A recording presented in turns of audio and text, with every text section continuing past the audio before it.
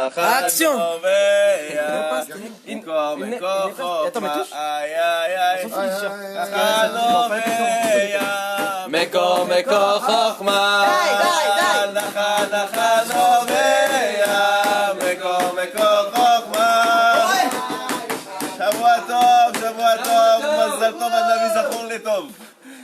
va partager des mots de Torah ensemble. On est dans une semaine, comme il a dit tout à l'heure, le Bnei Issachar, il a rapporté le Bnei Issachar qui disait que la semaine de cette semaine de Toldot, c'est une semaine très très kadosh, où il faut profiter de chaque moment de Gdusha pour étudier la Torah, quand on n'arrive pas à dormir la nuit, ouvrir un livre. Hein? Ah, Yosef. Alors, donc, Vedrat Hashem Satan Ishmaya, on va essayer d'étudier de la Torah, mais on ne va pas laisser partir si vite que ça la parashat Chayei Sarah qui vient de passer, parce que la vérité c'est que en la relisant encore ce Shabbat, il y a tellement d'enseignements extraordinaires dans cette paracha que je voudrais partager avec vous. Que cette Torah soit pour la Refoua Shelema complète et immédiate de Sarah Taleb et Miriam de David Ben Mani de une bonne opération pour Raphaël Jonathan Ben Chaim Aslacha dans tout. Amen. Et les Faf Avdalim, que vous ayez tous la Aslacha, beaucoup de bracha, beaucoup dans tout ce que vous entreprendrez. Un monsieur qui est à Casablanca, un petit peu Nimrat, oui. Eliaou Ben Refoua Shelema, Eliaou Ben Esther, Bezrat Hashem, Refoua Shelema, Refoua Nefesh, Refoua Tagouf. Nissim. Ok, Tov. Alors on y va, on commence. Donc la paracha, hein, comme vous le savez, Chayei Sarah. Wow, on a des Lévim qui sont arrivés, c'est bon, on peut commencer. Alors on a la paracha de Chayei Sarah. La paracha, elle s'appelle sur le nom de la vie de Sarah, et pourtant elle commence avec l'annonce de la mort de Sarah. La mort de Sarah. Alors, bien sûr, on se pose la question, comment une paracha qui parle de la vie, finalement, elle commence avec le fait que Sarah quitte ce monde. Plusieurs réponses, plusieurs mefarshim, comme d'habitude. On va en rapporter un. Il dit la chose suivante. Il dit que la vie d'un homme, elle ne commence que lorsqu'il part de ce monde. Qu'est-ce que ça veut dire? Ça veut dire qu'on n'est pas vivant, nous, pour l'instant. On est encore comme si tu disais que le jour où un enfant il sort du ventre de sa mère, c'est la vie, elle commence. Quand il est dans le ventre de sa mère, il est en formation. Alors nous aussi, c'est un peu comme si on était dans le ventre de notre mère ici. Ça, c'est notre on va dire notre pregnancy, comment on dit ça? J'ai un blanc. En français, elle est enceinte, ça c'est-à-dire c'est l'avant l'enfantement. Et puis, lorsqu'on rentre dans le monde futur, ça s'appelle naître. La preuve en est que le Zohar explique que chaque jour, chaque matin, on dort, notre Neshama elle monte, et lorsqu'elle revient, on reçoit un nouveau chélek de Neshama, une nouvelle partie de Neshama, ce qui est extraordinaire. Ça veut dire que c'est une partie qu'on n'avait pas encore eue jusqu'à aujourd'hui, et que les événements de la journée vont permettre de metaken, de réparer en fonction. Et le soir, quand on va repartir, quand on va redormir, on rend le chélek qu'on a réparé. Qu'est-ce qui se passe si le chélek il n'est pas réparé? Alors, premièrement, qu'est-ce qui se passe si le chélek il est réparé? Alors, le chélek il est réparé, il nous attend jusqu'à 120 ans. C'est-à-dire, la partie de Neshama qui est réparée, cette journée-là, elle attend elle nous attend jusqu'à qu'on finisse ce monde. Quand on rentre en Gan Eden, on rentre avec nous tous nos chalakim. Ouais, c'est pour ça que, et c'est écrit que dans cette même paracha, Abraham Baba Yamim, il est venu avec ses jours. Avec quoi il est venu d'autres? Non, chaque jour qu'il a réparé, il est venu avec. Alors, qu'est-ce qui se passe avec le Zohar? Il dit qu'est-ce qui se passe avec les halakim qu'on n'a pas réparés? Par exemple, on avait une opportunité, voilà. Alors qu'est-ce qu'on avait une opportunité de réparer et on n'a pas réussi. Cette journée-là, on a raté le coche.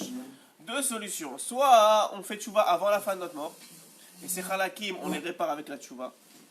Soit on ne fait pas de tchouva, et ces halakim, ils restent non réparés, il faut revenir pour les réparer. Ça s'appelle le Gilgul, ça on sait tous. Donc ça c'est le principe du Gilgul, et c'est le principe que chacun il vient avec ses jours. Donc comme la paracha elle s'appelle Chayei Sarah Be'emet, parce que c'est la vie de Sarah. Une fois qu'on part de ce monde, commence la vie avec tous les halakim qu'on a accumulés, toutes les parties qu'on a accumulées dans ce monde, tous les jours qu'on a accumulés dans ce monde. Premier enseignement. Maintenant, sur la partie sur laquelle moi j'ai beaucoup, on a fait shiur aussi à Tetvav hier, Baruch Hashem, j'étais zoché, et on a beaucoup insisté sur le chapitre 24 de cette paracha, si vous verrez, si vous voyez dans les mots. C'est le chapitre finalement de ce qu'on appelle le Shidur. C'est le chapitre du premier Shidur du monde, où finalement Avraham Avinu va s'occuper du mariage de son fils. À l'époque, c'est comme ça que ça se passait, c'était les parents qui s'occupaient. Est-ce que ça change quelque chose? J'ai posé une question hier, je leur ai demandé est-ce que ça change quelque chose aujourd'hui. Aujourd'hui, c'est plus les parents qui s'occupent parce qu'on n'a plus, on a plus l'humilité d'accepter le choix des parents. On décide rien aujourd'hui. Aujourd'hui, on décide, les parents, en tant que parent, tu décides rien, c'est les enfants qui décident. Mais est-ce que ça change quelque chose? Sauf ça change rien. Pourquoi ça change rien? Parce que c'est Hachem qui décide à la fin de la journée. À l'époque, il décidait que c'était les parents qui allaient mettre les gens ensemble. Aujourd'hui, il décide que c'est les rencontres qui mettent les gens ensemble. Mais à la fin de la journée, c'est Kadosh Baruch Hu qui décide qui va marier à qui. Ouais, il n'y a pas un mariage qui se fait si Hachem il n'a pas dit d'accord. Vous croyez quoi? Que c'est comme ça que ça se passe? C'est sûr qu'il y a un tikkun, il y a une réparation, ça fait partie du tikkun du monde. Est-ce que les neshamot elles sont reliées ensemble? C'est pour ça qu'on dit toujours, avant que vous vous mariez, si vous demandez à quelqu'un est-ce que c'est la bonne ou pas, personne ne peut vous dire oui ou non. Mais une fois que vous êtes marié, c'est sûr que c'est la bonne. Parce qu'Hachem il a dit que c'est la bonne. Donc pour combien de temps c'est la bonne, c'est une autre histoire. Mais ça veut dire que c'est la bonne. Ouais? Chas v'shalom. On va dire pour toute la vie c'est la bonne. Amen. Alors et le principe, hein? Qu'est-ce qu'il a dit? Amen. Ah, il a dit amen, c'est très bien. Alors venez, on va voir dans les mots, un peu avec Rashi, on va essayer d'analyser comment est-ce qu'un shidduch il devrait se faire, comment est-ce qu'on est censé trouver son zibou, comment est-ce qu'on est censé se comporter lorsqu'on cherche à se marier, et même lorsqu'on est déjà marié, on va voir qu'il y a...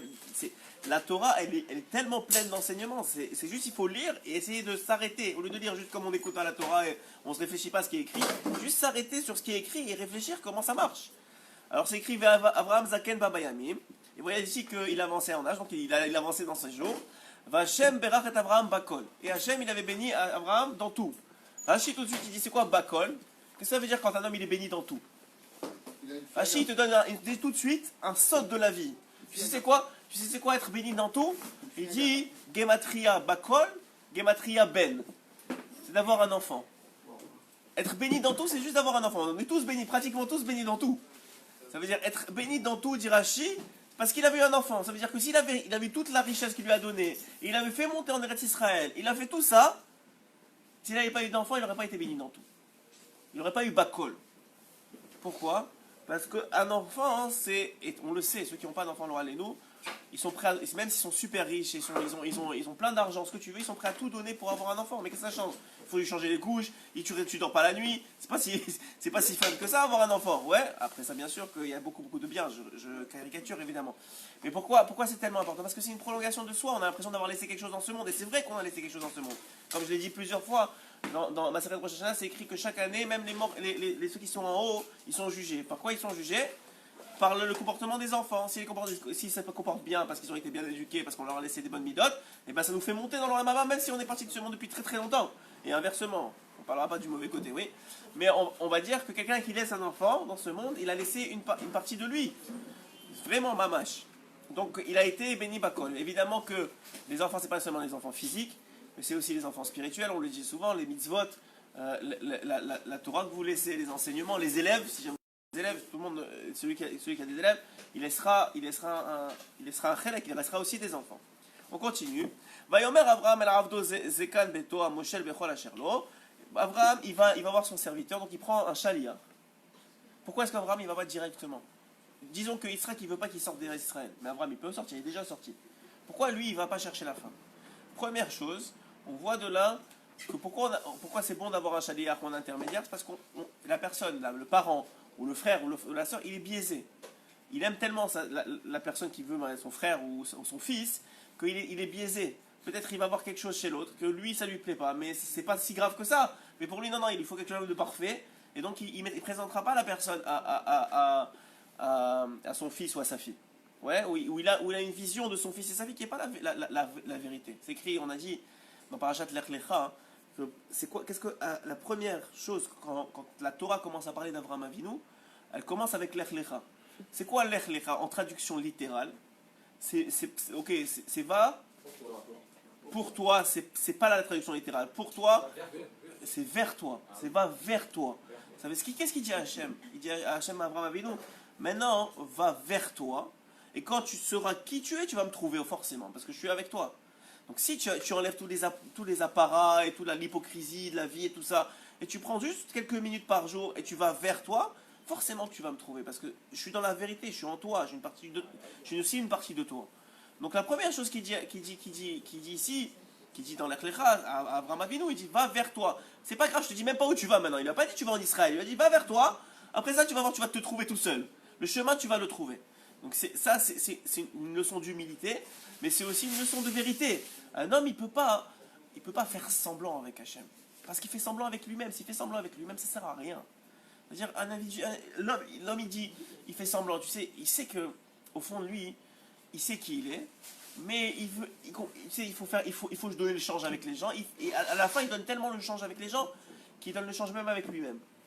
Et après ça, il réalise que sa vie, elle n'était pas comme il voulait. Il n'a pas réussi à atteindre les opportunités qu'il avait. Pourquoi? Parce qu'il était toujours en train de donner le change. Alors c'est vrai qu'aujourd'hui, si tu ne donnes pas le change, on te prend pour un fou. Et que tu as besoin de faire partie d'une société et qu'il faut un petit peu donner le change, ouais. Parce que si tu fais ce que tu fais à la maison, c'est-à-dire, je parle évidemment dans la Rech HaKdusha, mais il y a un lien comme ça de... Aujourd'hui c'est facile, il y a des téléphones, tu peux parler avec Hachem comme tu veux. Mais parler seul, c'est déjà un peu... on te voit bizarre. Dans la Torah, c'est pas vrai, mais tu vois dans les nations du monde, tu vois quelqu'un qui parle seul, on te dit ça y est, c'est bon, il est bon pour l'asile de fou, ouais. Nous, on sait qu'il y a un Kadosh Baruch Hu avec nous, etc. Donc déjà, notre folie, c'est une bonne folie. C'est la vraie. C'est celle de la Kadosh Baruch Hu. Et c'est celle de la Torah. Mais on va dire que, première étape de toute le Avodat d'Avraham Avinu, c'est d'abord l'Ech Lecha. Maintenant qu'il a fait ça, il comprend qu'Avraham Avinu, tout seul, qu'il ne peut pas lui-même choisir la femme de son fils. Il a besoin d'un intermédiaire. Il ne peut pas y aller tout seul. Donc il choisit un intermédiaire, quelqu'un dont il a confiance, qui lui a montré sa confiance et qui lui a montré qu'il méritait sa confiance pendant toutes ces années, puisqu'il dit ici dans le verset que c'est lui qui s'occupait de toutes ses affaires. Tous les affaires, tous les biens qu'avait Abraham Avinu, il en avait beaucoup, c'était Eliezer qui s'en occupait. Tout de suite il le fait, mais même, on voit de là, même si il s'occupait déjà, il lui avait montré sa confiance, malgré tout, puisqu'il s'agit d'une chose tellement importante, on parle du futur de toute l'humanité juive, enfin, de toute l'humanité et du peuple juif en particulier.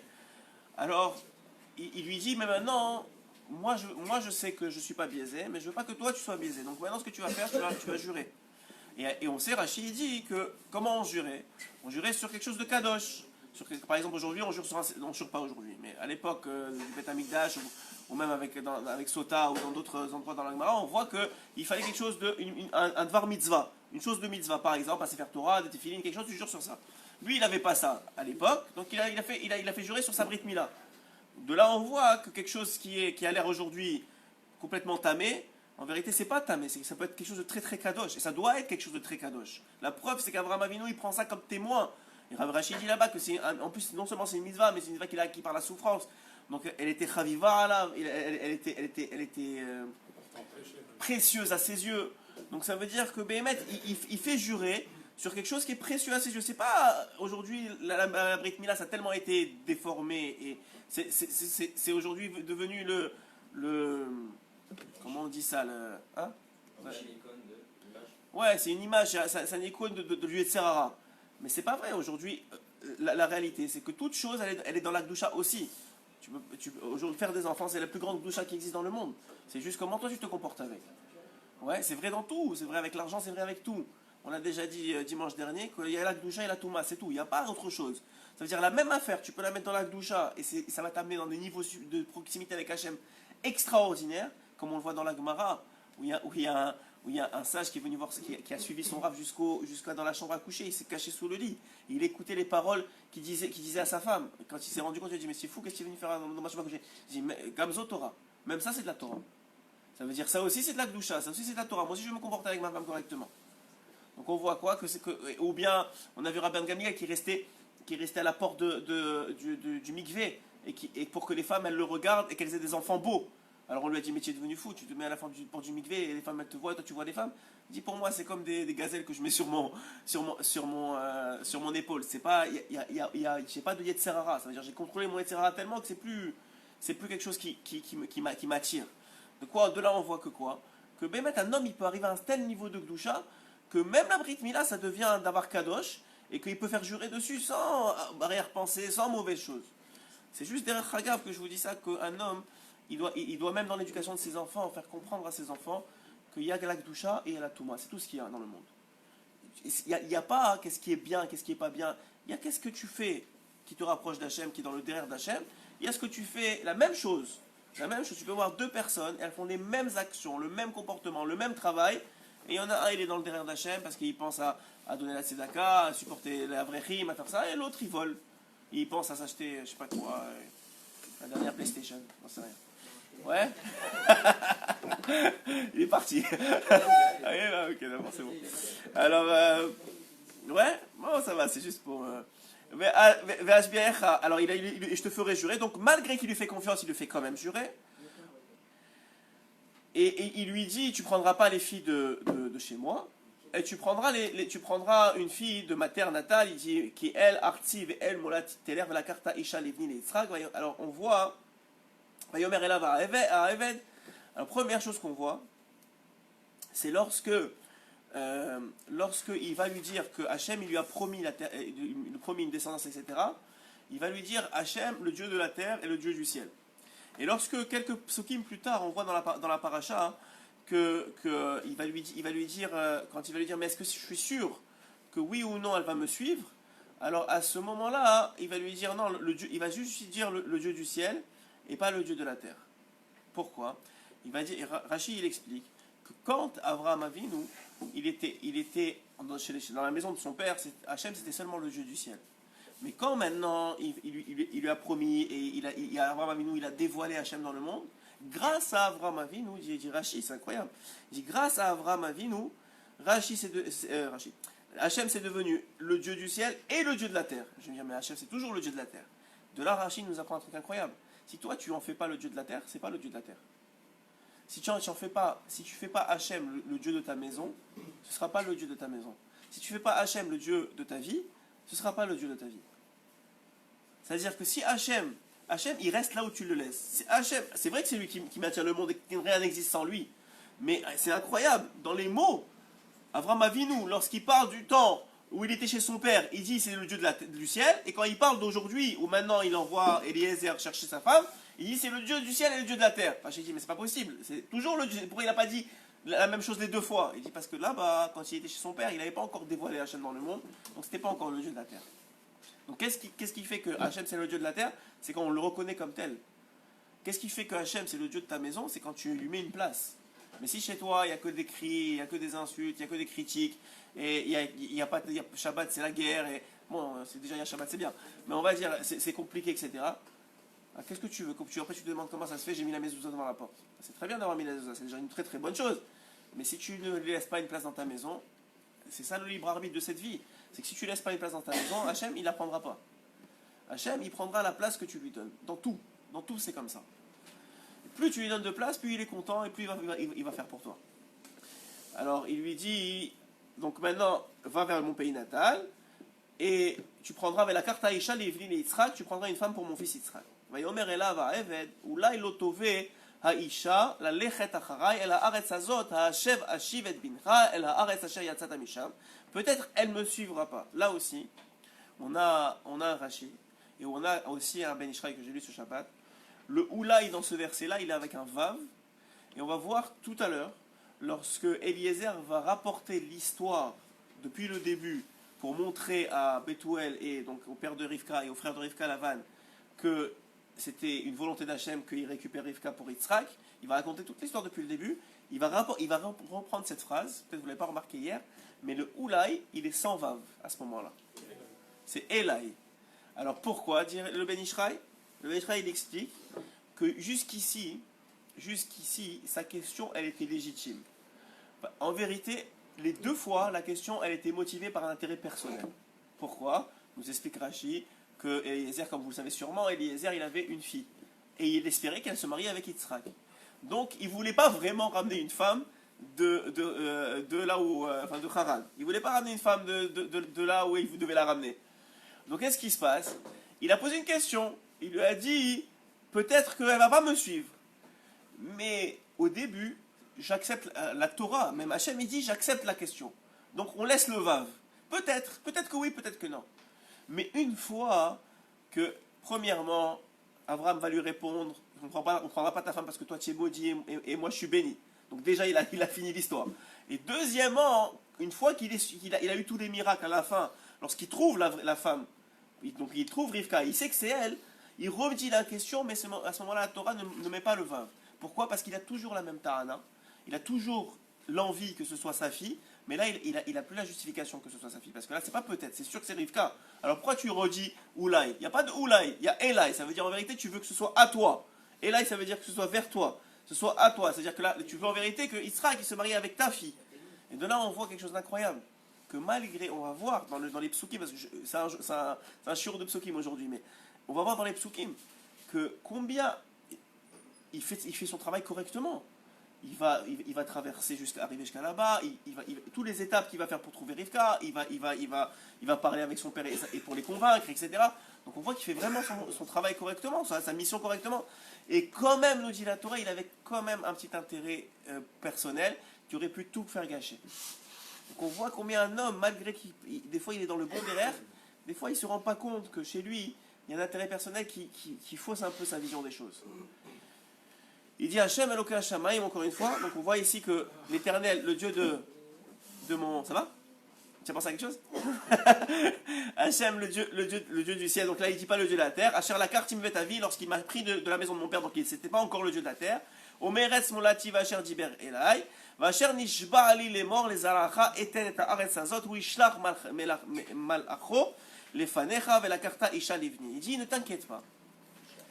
Hachem il m'a déjà promis depuis que j'étais dans la maison de mon père, il m'a promis une descendance et il enverra son ange pour que tu choisisses la bonne femme et tu prendras pour mon fils là-bas la femme qu'il faut. Donc qu'est-ce qu'il lui dit Hachem? Il lui dit, tu sais, des fois les gens ils se marient, ils sont pas encore mariés, il dit comment je vais savoir, comment je vais y arriver, comment je vais faire? Qu'est-ce qu'on leur répond? On dit, aie confiance, il y a Kadosh Baruch Hu dans le monde, si tu as confiance en lui et si tu fais les actions qu'il faut et si tu fais ce que Eliezer il a fait, on va voir ce qu'il a fait Eliezer. Si tu fais ce que Eliezer a fait, Hachem il sera avec toi. Hachem il sera avec toi, tu vas trouver la bonne personne, tu vas te marier, ne t'inquiète pas, ça va marcher. Mais imlo tové, mais il lui dit, même si tu penses, toi, je te rassure, si tu penses que tu vas pas y arriver, tu seras quitte de ta promesse, juste tu n'amènes pas mon fils là-bas. Il lui dit quoi, tu es sûr? Il dit, je vais pas amener ton fils, peut-être lui. Il dit non, t'inquiète pas. Il a pris les chameaux, il a pris les 10 chameaux, c'est les 10 sphirotes. Il a pris toutes les forces de Gdusha, de Abraham Avinu pour aller là-bas. Et il est arrivé jusqu'à là-bas. Et à ce moment-là, l'essentiel de toute l'histoire, elle est là. À ce moment-là, avant d'arriver, il s'arrête. Premièrement, c'est écrit qu'il arrivait Bo Bayom. Il est arrivé ce jour-là. Rachid nous explique pourquoi ce jour-là, parce que Hachem, il a fait Kfisat Aderer. Il a raccourci l'espace pour qu'il arrive le même jour là-bas. Pourquoi? Deux raisons. J'ai vu une raison hier du Rabbi Lubavitch qui rapporte que Rivka venait d'avoir 3 ans et c'était comme une fleur parmi les ronces et qu'elle avait réussi jusqu'à 3 ans, parce que c'est pour ça qu'on fait la halakha aussi à 3 ans, à supporter les forces atouma qu'il y avait autour d'elle, mais plus longtemps elle aurait été influencée. Donc il fallait absolument la sortir le plus vite possible. Donc Hachem il fait Kfisat Aderer pour Eliezer pour qu'il arrive le plus vite possible et qu'il récupère Rivka le jour de ses 3 ans. Première explication. Deuxième explication, c'est pour montrer à Eliezer qu'Hachem est avec lui. Il montre à Eliezer combien on voit dans notre vie, on demande des choses, et qu'est-ce qui nous réjouit, qu'est-ce qui nous donne de la force, c'est quand on voit qu'Hachem est avec nous. Quelle plus grande façon de voir qu'Hachem est avec lui que de voir qu'il lui a fait un miracle, il lui a raccourci le temps. Et il lui a raccourci pas le temps, la distance pour arriver le même jour. Il arrive le même jour. Et là, qu'est-ce qui se passe? Il ne va pas tout de suite chercher la fille. Et là est le secret de toute chose dans la vie. Sachez-le. Rabbi Nathan, il disait, moi je n'envie pas les mitzvot des autres seulement si d'abord leur a précédé la prière. Si la personne elle a prié pour cette mitzvah, j'envie la mitzvah. S'il n'a pas prié pour la mitzvah, j'envie pas la mitzvah. Elle a très peu de valeur. Et ici on voit un secret, le plus grand des secrets, qui a l'air le plus simple du monde. Mais c'est ça le vrai secret de toute la vie. C'est que même Eliezer, un goy, juste parce qu'il était en contact avec Abraham, il a compris qu'avant toute chose dans la vie, tu pries. C'est pas plus compliqué que ça, tu pries. Maintenant, il a fait un certain type de prière. C'est quoi son type de prière? Il a mis une condition. C'est-à-dire, il a dit, on va voir dans les mots comment il a prié. Il a dit, Hachem Eloké Adoni Avraham. Donc déjà, il a rappelé le mérite de son maître. Nous aussi, c'est ce qu'on fait dans la tfila. Déjà, quand on commence, on dit Eloké Avraham, Eloké Israël, Eloké Yaakov. Donc on apprend là de là qu'on ne peut pas venir avec nos taranot et nos mitzvot à nous et nous dire voilà, Hachem, on a fait, vas-y, fais pour nous. Ça ne marche pas comme ça. Parce que sinon, on va ouvrir le livre et on va voir qu'on a plus fait dans le mauvais côté que dans le bon. Donc, première chose qu'on voit de la tfila d'Eliezer, c'est qu'il rappelle le mérite de son maître. Et nous, qu'est-ce qu'on rappelle? Le mérite de nos ancêtres. Ça, c'est la première façon de prier. C'est quand on vient prier chez Hachem, on ne dit pas voilà, fais-le pour moi. On ne dit pas une chose pareille. On vient, je t'en supplie, regarde combien ils ont fait mes ancêtres. Première chose. Deuxième chose, regardez le Lachon. Akrena lefanaï, cite je t'en prie. Donc on a une supplication. Donc on vient avec Hachem, devant Hachem avec de l'humilité.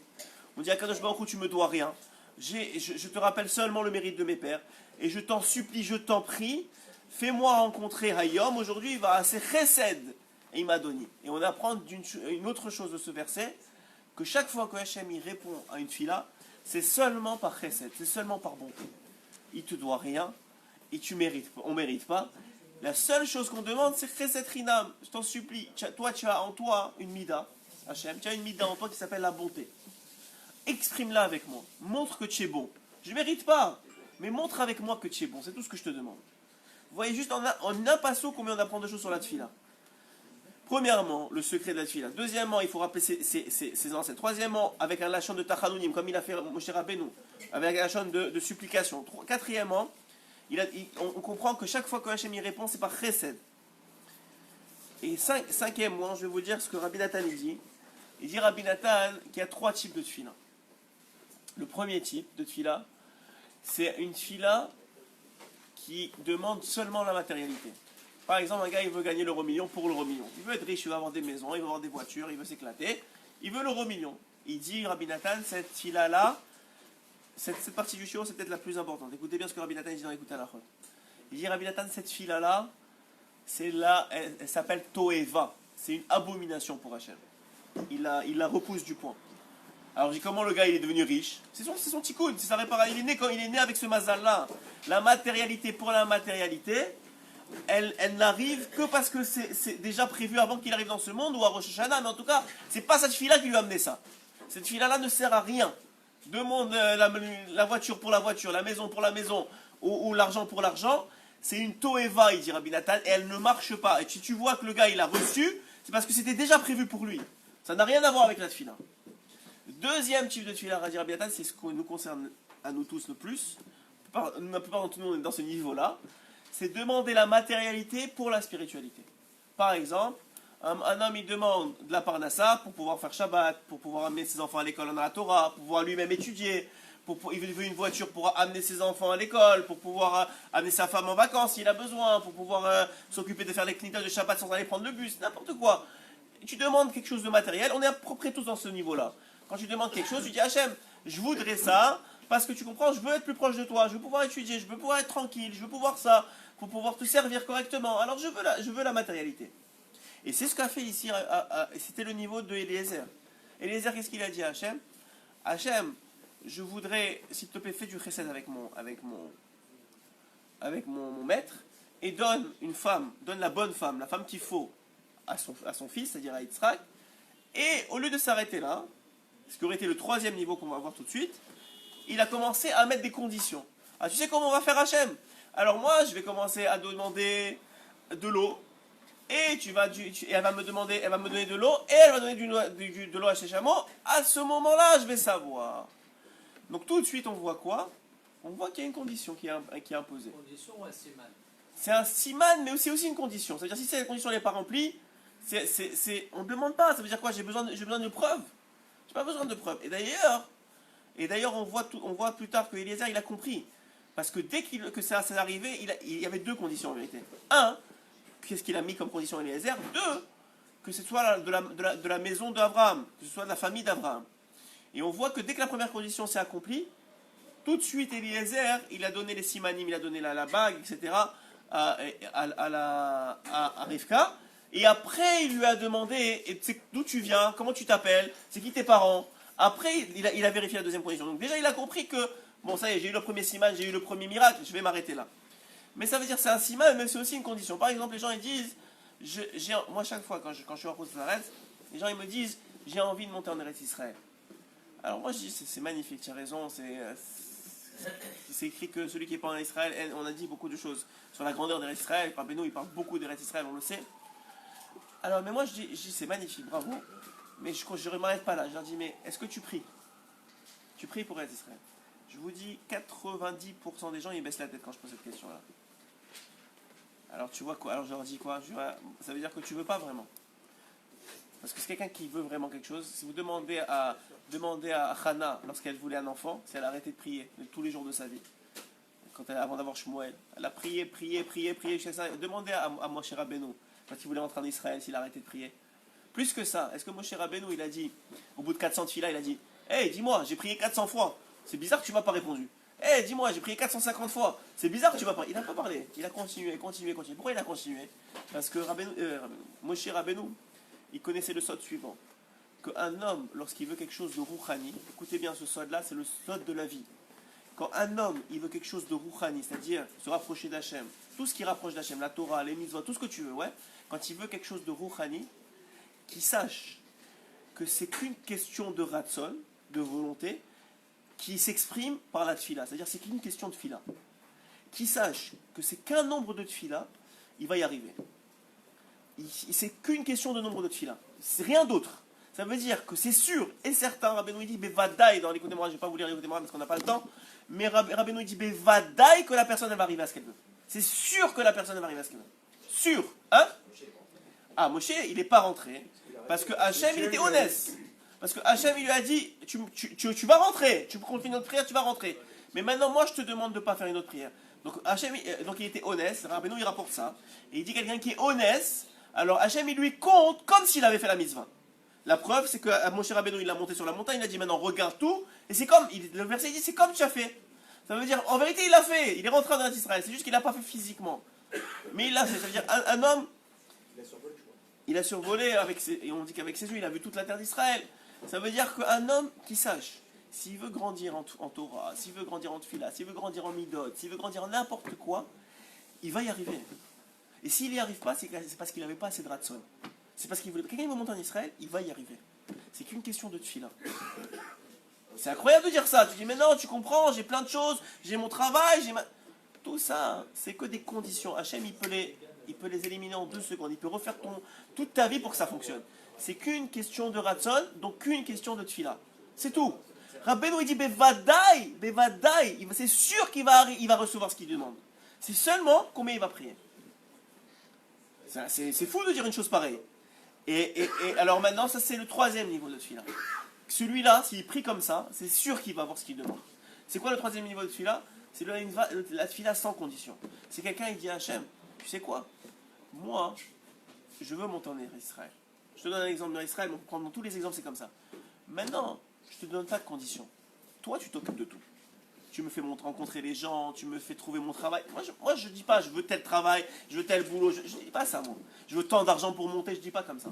Ça, c'est le 2e niveau. Je veux tant d'argent, je veux ça, je veux avoir fait tant d'économies, je veux avoir une maison. Tout ça, ça s'appelle des conditions, c'est le 2e niveau. Peut-être ça fonctionne, peut-être ça fonctionnera. Mais tu veux quelque chose de rouhani, tu dis Hachem, je te laisse les clés de l'histoire. Toi, tu gères. Moi, je veux la chose. Et je vais prier, tu vas voir comment je vais te prouver que je veux la chose. Tous les jours, sans exception, je vais prier pour. Je vais te dire, je t'en supplie Hachem, fais du chesed avec moi, par le mérite de mes ancêtres, fais-moi monter en Israël. Tous les jours,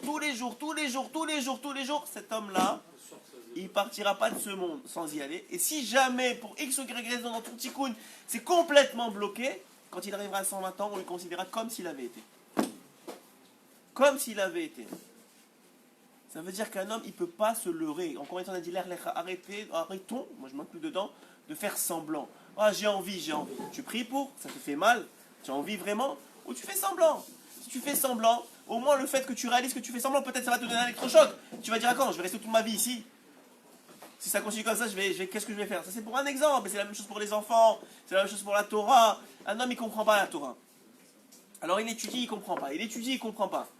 Alors il doit continuer à étudier, mais d'un autre côté, s'il ne prie pas pour comprendre, il demande à Hachem de l'aide. Et Hachem Béhémet, il lui dit, je t'en supplie, j'ai envie de comprendre ta Torah, j'ai envie de comprendre comment ça étudie, j'ai envie de pouvoir étudier seul. Quelqu'un, il ne fait pas ça. El Malarasot, il n'y a pas de pitaron, il n'y a pas d'autre solution. Même Eliezer, il a compris qu'il n'y a pas d'autre solution. Que même s'il a fait Kissata derrière, et Hachem, il lui a montré qu'il est avec lui, et qu'il lui a montré que Béhémet, il lui a fait un miracle, ça ne suffit pas. Il faut qu'il prie. Il faut qu'il demande de l'aide, parce que c'est la seule façon d'ouvrir la porte du Shefa qui va descendre sur lui. Et une fois qu'il a demandé de l'aide, effectivement, Hachem va se dévoiler à lui, elle va lui donner à lui de l'eau, et pas seulement à lui. Et regardez l'intelligence, non seulement elle fait du chesed, qui est là le critère principal, et là aussi on voit combien, c'est incroyable de dire ça, mais combien Shlomo Améler, quand il dit, Evel Achen, non, c'est Isha Yirat Hashem Ititalal. C'est quoi le début du verset? Sheker Rachel. Sheker Rachel ve'ebel hayofi. Irat Hashem ititalal. Isha irat Hashem ititalal. Alors qu'est-ce que tu dis? Qu'est-ce qu'il veut dire David Ameller? Qu'est-ce qu'il veut dire par là? Regardez, est-ce que vous croyez qu'il veut dire que c'est pas grave si t'es moche? Au moins l'essentiel c'est que tu sois Iré Shamaïm. Ou est-ce que tu penses, comme la Torah elle le dit, qu'en vérité, pourquoi est-ce qu'on dit qu'on donne tellement de jvar sur la beauté des femmes dans la Torah? On dit que Sarah était extrêmement belle. La Gemara elle dit que Sarah elle était belle, mais Chava était tellement belle que Sarah à côté d'elle, elle avait l'air d'une guenon. C'est pour te dire, enfin, ou d'un singe, selon ce que vous voulez. Pourquoi elle dit des choses pareilles? Pourquoi elle dit Esther, elle avait du chêne, elle était belle? Si vraiment on dit, ce qu'on avait dit vendredi, si vraiment on dit que la beauté ça vaut rien aux yeux de la Torah, alors ne parle pas de la beauté. Dis-lui qu'elle est bien, elle est gentille, elle a des bonnes midotes, ouais. Non, c'est pas ça qu'elle a dit la Torah. La Torah, elle dit que la beauté c'est très important. La preuve, c'est quand quelqu'un, on a rapporté ce Shabbat, quand quelqu'un il doit se marier, il est obligé de voir sa femme. Sinon, c'est mécart out. Peut-être il va la voir après, il va pas l'aimer, ça va être un problème. Il est obligé d'au moins de la voir. Le Rav Steilman, quand il a vu sa femme, il a juste ouvert un œil comme ça. Tous ces shidorim, il fermait les yeux. C'est des shidorim, il dit avec qui je vais me marier. Il partait au bout de 2 secondes. Et une femme, elle a dit, moi je veux un homme comme ça. Mais une fois qu'elle a dit oui, alors il a regardé comme ça, il a dit, ok, c'est bon. Et ils se sont mariés. C'est pour te dire quoi? Que la beauté c'est important. Mais qu'est-ce que te dit la Torah? Autant elles étaient belles, autant parce que quelqu'un qui est pas, on va vexer personne, mais quelqu'un qui est pas très très belle. Oh, si elle est tsniout, tu te dis bah écoute, elle a rien à cacher. Ouais. Mais quelqu'un qui est d'une grande beauté, combien c'est grand qu'elle soit tsniout? Combien c'est grand qu'elle cache sa beauté? Et c'est ça, en vérité, pourquoi la Torah elle dit Sarah elle était tellement belle? Pour te dire, non seulement elle était belle, mais hine baoel. Elle était belle, mais elle restait dans la tente. Ça veut dire, c'est pas qu'elle était moche, Rabbi Shalom, elle était super belle. Et la Torah elle te dit, elle donne du shvar, elle donne la louange à la beauté de Sarah, pour te dire, regarde combien elle était belle et combien elle était tziout. Regarde, et ça, la même chose. Esther, Milachon Astara, que personne n'avait vu avant qu'on la tire pour qu'elle fasse son tikkun avec Arashverosh, mais personne ne l'avait vue, alors qu'elle était extrêmement belle. Et on voit comme ça, on a rapporté l'histoire de Lala Soulika, qui tout le monde a vu l'histoire, qu'elle a été surprise par un cheikh arabe, et dans la rue, elle avait 16 ans, elle a préféré mourir, arracher, se mettre des épingles sur les jambes, pour pas qu'on voie ses jambes. Elle était tirée dans la rue. C'est-à-dire, et elle était très très belle. On voit que c'est ça la beauté. La même chose, quand il y a de la richesse, quand on loue la richesse d'un homme, c'est pas pour sa richesse, c'est parce que l'homme, parce qu'il a eu une lumière d'Hachem qui s'appelle la richesse, il va faire maintenant de la tzedaka, il va faire maintenant des choses bien avec. Donc la même chose, la beauté, c'est un chesed d'Hachem pour te dire maintenant, quand tu vas cacher cette beauté-là, ça va valoir énormément plus, parce que tu as quelque chose à cacher. Ouais, quelqu'un qui donne la tzedaka, c'est parce qu'il a quelque chose à donner. Alors il dit, c'est la même chose. Premièrement, on voit que l'individu, donc elle avait du chesed, elle était très belle, mais elle avait beaucoup de chesed, et un chesed intelligent, il dit le Ben Ishraï. Comment intelligent? On voit que lorsqu'elle va donner à boire à Eliezer, elle a déjà prévu dans sa tête qu'elle va donner à boire au chameau. Mais vous voyez que dans le verset, elle attend que Eliezer finisse de boire, et ensuite elle va donner au chameau. Pourquoi? Parce que si elle avait tout de suite dire, ok, bois et je vais donner au chameau, qu'est-ce que l'homme il aurait fait? Il aurait dit, bon je vais pas boire trop parce que ça va faire lourd pour elle, il va commencer à penser, il faut qu'elle donne au chameau. Alors elle voulait pas ça, elle voulait qu'il boive à satiété, complètement, même s'il lui faut plusieurs fois boire, et une fois qu'il a fini, ok tu es fini, tu es sûr, maintenant je vais donner à tes chameaux. Ça veut dire maintenant que tu iras goût à toi, même dans le chesed, c'était un chesed intelligent. Quand il a vu ça, il a compris que c'était elle, il lui a donné tout de suite les simanim. Mais on voit, je vous ai dit, que plus tard, lorsqu'il va raconter l'histoire à Lavan, et à la mère et même à la mère et même au père, à Bethuel, lorsqu'il va raconter l'histoire, il ne va pas dire ça. Il va dire d'abord je lui ai demandé qui elle est, et après je lui ai donné les simanim. Pourquoi une chose pareille? Écoutez bien ce que Rabbi Nathan dit. Il dit parce que merci beaucoup. Lorsqu'un homme il agit be'emouna, il faut qu'il fasse attention avec les gens qui n'en ont pas. Par exemple, un homme il décide d'arrêter de travailler, il travaille maintenant que la moitié de la journée pour aller étudier la Torah. Qui raconte pas ça à tout le monde. Pourquoi? Parce qu'il y a des gens sans Emouna qui vont lui dire mais tu es fou, tu es un malade, mais ce monde il faut travailler, mais comment tu vas gagner ton route par Nassai? Tu as une famille, tu as des enfants, tu as des trucs, tu es un malade, comment tu fais? Et ça va commencer à lui rentrer, et peut-être que lui il va tomber à cause de ça. Donc lui, il avait preuve de Emouna en donnant les simanim directement, une fois que le premier miracle qu'il avait fait, il n'avait même pas demandé qui c'est. Et après il a demandé qui c'est, il a eu la confirmation. Mais lorsqu'il est parti voir Lavan, que lui c'est un rachat bli et mouna, il n'est pas à lui dire ça, parce qu'il va lui prendre pour un fou, il va lui dire mais tu es fou, tu es un malade, c'est pas possible. Donc qu'est-ce qu'il lui dit? Il lui dit tu sais quoi, j'ai vérifié d'abord, elle m'a donné à boire, et en plus de ça, bon il a vu qu'il y avait l'eau qui montait, c'était un miracle, etc. Et en plus de ça, je lui ai demandé, et après je lui ai donné les simanim. C'est-à-dire j'ai fait tout normalement. Mais c'est pas ce qu'il a fait. Il n'a pas fait ça comme ça. Et on voit tout de suite après qu'on voit l'empressement de Eliezer à récupérer Rivka. Il lui dit, une fois qu'il passe la nuit, il lui dit maintenant ça y est, allez, on s'en va. Alors eux ils voulaient pas. On sait que même Bethuel il avait prévu dans sa tête de ne pas la laisser partir, et Hachem il a fait mourir la nuit même. Donc il n'y avait plus Bethuel dans l'histoire. C'est pour ça que c'est Lavan qui parle après. Lavan il parle.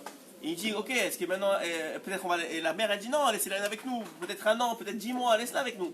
Il dit non, on la laisse pas. Alors à ce moment-là, qu'est-ce qui se passe? Ils appellent Rivka. De là, Rashi dit on apprend que la femme ne se marie pas sans son consentement. De la Torah, qu'on appelle Rivka pour lui demander qu'est-ce qu'elle en pense. Rivka elle leur dit si vous me laissez pas, je m'en vais. Donc vous êtes mieux de me laisser. Et effectivement, elle s'en va. Et commence l'histoire avec Yitzhak, elle repart avec les chameaux, elle tombe en le voyant, ça c'est toute une autre histoire. Qu'est-ce qu'on apprend de juste cette partie-là? C'est quelques versets. Combien on peut apprendre de la Torah? Quelques versets de la Torah. Un, que le secret c'est la tefila. Quel type de tefila on est capable de faire? Et qu'un homme, il peut atteindre ce qu'il veut juste grâce à la tefila. Ce qu'il veut, seulement par le nombre et la qualité de la tefila qu'il va faire et la sincérité qu'il a face à ce qu'il recherche vraiment.